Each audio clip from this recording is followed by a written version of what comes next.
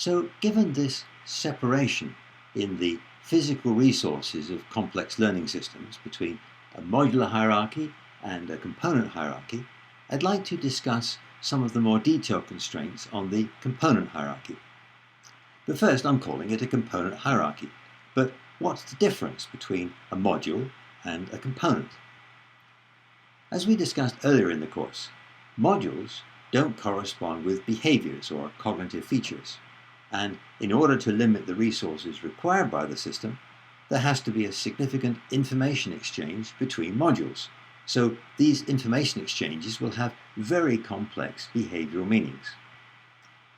But because of the use of consequence feedback within competition, the resource units within competition have to correspond with behaviors, and information exchanges between components can therefore only have very simple behavioral meanings. Specifically, any information received by a component can only be a recommendation in favor of or against the component behavior. And any information produced by a component can only be a recommendation in favor of its own behavior or a recommendation against any other behavior.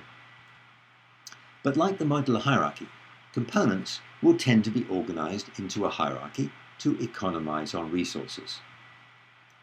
In the case of the component hierarchy, the resources which must be used economically are the connections between different parts of the system and the volume of information which flows over this connectivity.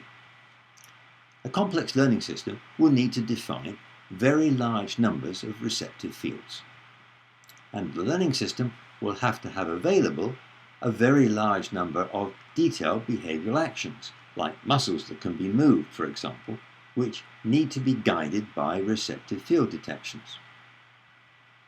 Now, in principle, every receptive field could be connected to every muscle, and at each point in time, the next muscle movement will be determined by the exact combination of receptive field detections. But that solution would require huge amounts of connectivity and a huge amount of processing to pick out the appropriate next muscle movement in a timely fashion. To reduce the connectivity load, components will therefore be organized into a hierarchy, such as this three-level hierarchy I've illustrated, although 3 isn't the necessary number, there could be more levels. Detailed components correspond with detailed individual behaviors. Higher level components correspond with more tactical types of behavior, and yet higher components correspond with more strategic types of behavior. But as I mentioned, there could be more than 3 levels. There could be very strategic, fairly strategic, tactical, fairly specific, and very specific behaviors, for example. But what's the difference between strategic, tactical, and specific behaviors? The selection of a strategic behavior limits the range of tactical behaviors that will even be considered. The selection of a more tactical behavior limits the range of more detailed behaviors that will be considered. Now, the most detailed behaviors could be muscle movements, and some types of receptive field detections will recommend muscle movements. And the receptive fields that recommend muscle movements must be detected within some set of inputs, and these inputs will themselves have to be receptive field detections. A tactical behavior might be selection of a general type of body movement, and in receptive field terms, a tactical behavior is the selection of the set of input receptive field detections that will be the input space within which the more complex receptive fields that recommend specific behaviors will be detected.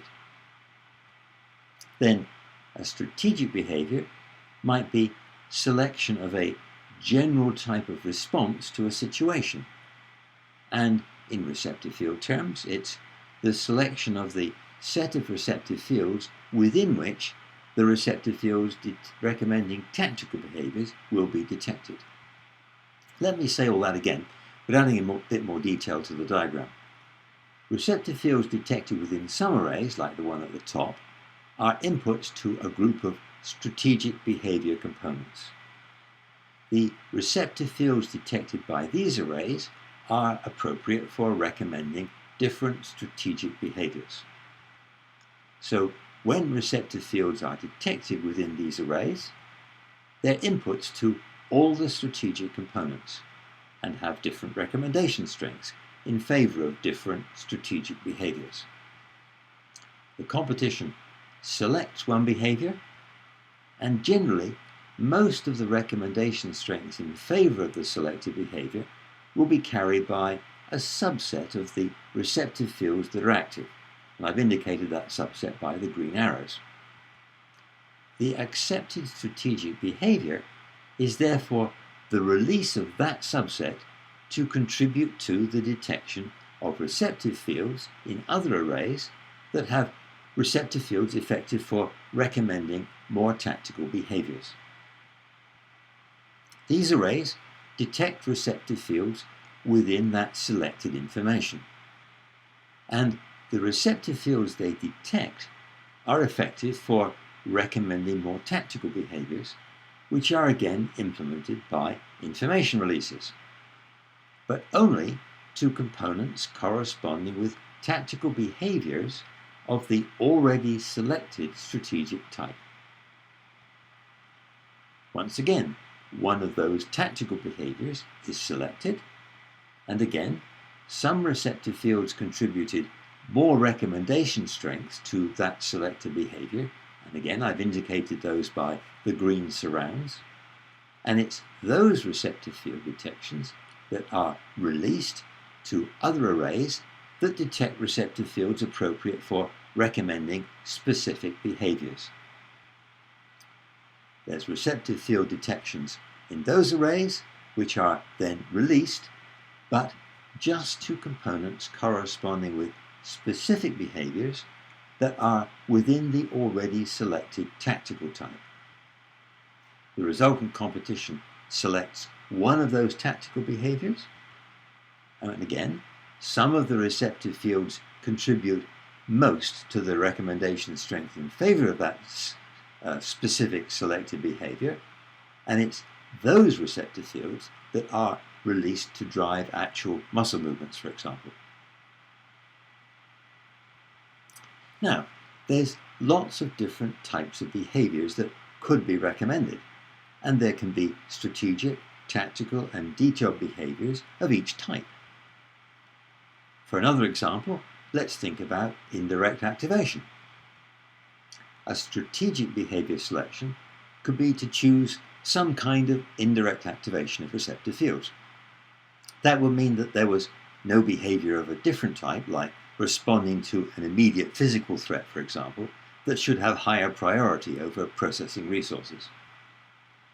Selecting one type of indirect activation could be a more tactical choice, and picking exactly which columns will be allowed to drive an indirect activation could be a detailed choice. So let's have a look at these distinctions in a bit more detail for this indirect activation example. We'll use this simple architecture, and in this architecture there's 3 arrays of modules, detecting receptive fields that are in different complexity ranges and within different sensory or other inputs. Array A detects receptive fields within, let's say, auditory inputs.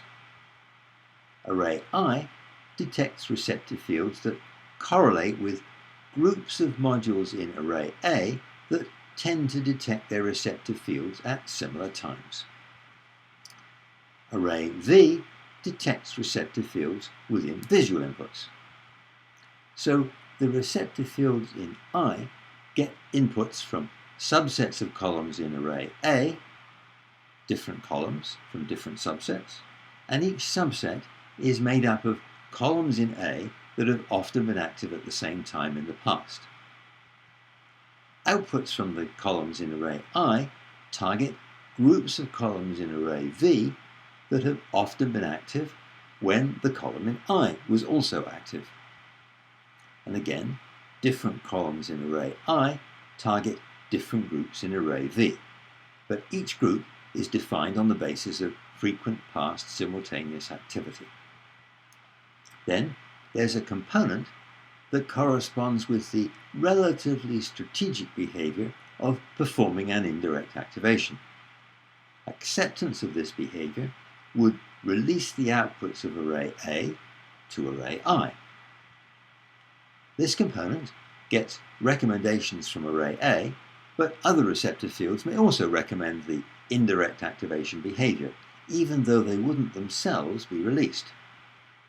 Then there's a component corresponding with the more specific indirect activation behavior, an actual release of certain outputs from array I to array V.